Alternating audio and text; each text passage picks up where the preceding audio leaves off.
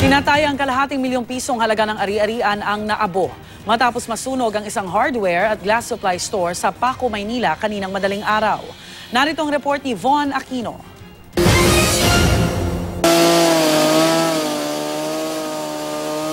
Kinailangan pang gamitan ng power saw ng mga bumbero ang nasusunog na glass supply store para sirain ang padlock at mabuksan ang entrance nito.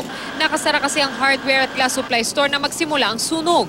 Nahirapan lang tayo nung upon entry, gawa ng lahat ng mga pinto is nakalock since wala namang naka-stay sa loob.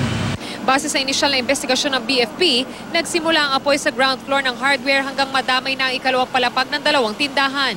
Posibleng may naiwan daw na nakasaksak na electrical appliances sa loob ng establishmento. Sa pagtaya ng BFP, aabot sa ₱500,000 ang halaga ng ari-ariang natupok ng apoy. Kabilang narito ang mga panindang hardware, supplies at glass items na nasunog. Nagtamo naman ng minor injuries ng dalawang bombero na sina FO2 Jefferson Pengson at Rodolfo Espiritu. Paano po kayo nasugatan?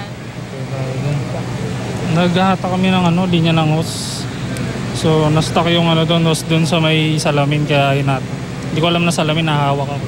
Tumangging magbigay ng pahayag sa kamera ang may-ari ng mga tindahan. Siya man daw kasi, hindi rin alam kung ano ang posibleng sanhi ng sunog.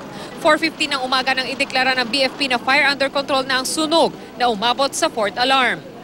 Para sa unang balita, Von Aquino reporting.